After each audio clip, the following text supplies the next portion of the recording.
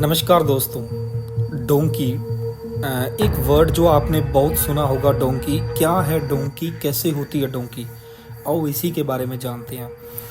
Basically जो donkey नाम है बेसिकली एक इलीगल वे से बाहर जाने का तरीका है। लाइक अमेरिका या कुछ यूरोप की कंट्रीज़ में लोग जाते हैं तो जो ये काम करवाते हैं उन्हें डोंकर कहा जाता है। और अगर मैं बात करूं बेसिकली मैंने अमेरिका का ही बेसिकली इसमें जिक्र क्यों किया है, क्योंकि आजकल ऑलमोस्ट पंजाब और हरियाणा के जो लोग हैं वो इलीगल वे से बाहर जा रहे हैं, ऑलमोस्ट अमेरिका में एंटर कर रहे हैं। वो लोग बेसिकली इसलिए बाहर जाते हैं क्योंकि इंडिया में उनको एम्प्लॉयमेंट नहीं मिल पाती है, वो इंडिया में नहीं इस तरह से सरवाइव कर पाते हैं। तो अपनी अच्छी एम्प्लॉयमेंट के लिए, अपने अच्छे फ्यूचर के लिए वो अदर कंट्री में मूव कर जाते हैं, लाइक यूएसए या यूरोप कंट्री में मूव कर जाते हैं। ये लोग क्या करते हैं, यहाँ से इंडिया से एक्वाडोर जाते हैं, जो कि ऑन अराइवल वीज़ा मिल जाता है पहले। तो ये एक्वाडोर पहुँच के वहाँ से डोंकी अपनी स्टार्ट करते हैं, वहाँ से डोंकर इनको लेने आते हैं। ये उसी रास्ते से कोलंबिया पहुँचते हैं, फिर पनामा होते हुए कोस्टा रिका, ग्वाटेमाला और मैक्सिको में एंटर करते हैं। तो मैक्सिको में क्या होता है कि एक डोंकर्स का हब होता है। तो ये क्या करते हैं डोंकर्स, वहाँ हब अपना सारा क्रिएट करके वहाँ से 1 बाय 1 ग्रुप को आगे भेजते हैं। जो मैक्सिकली बॉर्डर, कोई अलग अलग रास्ते हैं मैक्सिको का, जो जहाँ भी दीवार लगती है वहाँ रास्ते में ये पहुँचते हैं। बेसिकली मैक्सिकली बॉर्डर से ही ये दीवार क्रॉस करते हैं। तो ये वहाँ से दीवार क्रॉस करते हैं, जो कि 7 से 8 फुट की एक दीवार होती है। और अगर मैं बात करूँ तो वो ही एक रास्ता है इनको यूएसए में एंटर करने के लिए। बहुत से इमिग्रेंट्स वहाँ एंटर करते हैं। और अगर मैं बात करूं तो भारत तीसरे नंबर पे है, इंडिया तीसरे नंबर पे है मैक्सिको और सेल्वाडोर के बाद, जो इसमें इलीगल इमिग्रेंट्स में आता है, जो कि यूएसए में एंटर करते हैं। सबसे बेसिकली जो इनके लिए चैलेंजेस चीज़ होती है वो होती है इनका पनामा जंगल।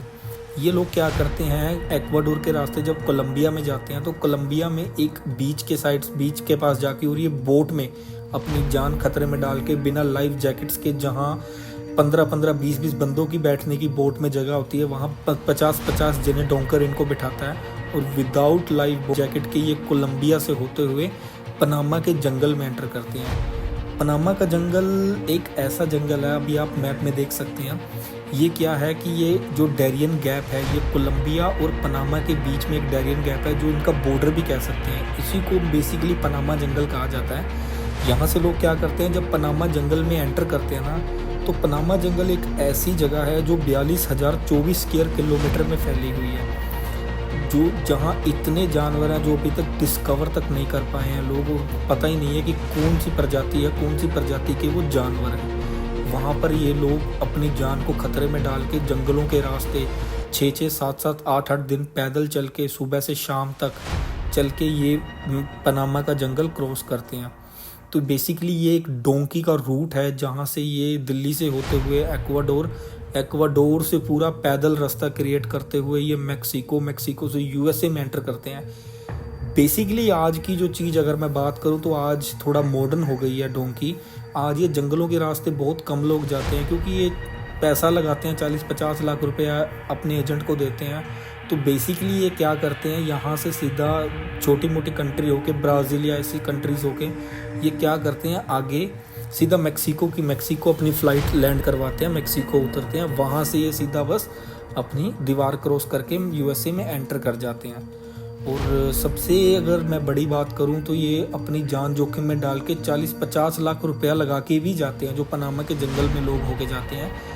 वहाँ पर जब ये यूएसए में एंटर करते हैं तो इनको कैंप में रहना पड़ता है। पुलिस वहाँ की, आर्मी वहाँ की इनको ले जाती है।